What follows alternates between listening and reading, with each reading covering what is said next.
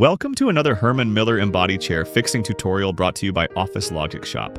You are probably here because you have been following our unboxing video, or you have just received your Embody chair from us or from another place, and you are having trouble installing the back.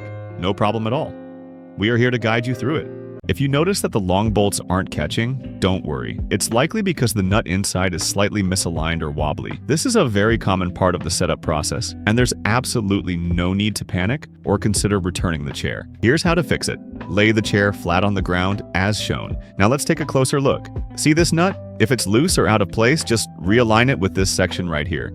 If your bolt didn't catch the first time, it's likely because the nut wasn't lined up properly. Simply adjust it until it's in the right position to receive the bolt. If your chair seems to be missing the nuts, please double check the packaging and under the seat. Be sure to check everything before tossing the packaging. If you still can't find them, just reach out to us. We'll take care of it and send replacements right away. Once it's aligned, give it a firm push and then tighten it as usual. Now grab the back fit adjustment knob and push it into place on the back of the chair. Once it's secure, twist the knob to adjust the lumbar support to your preferred comfort level.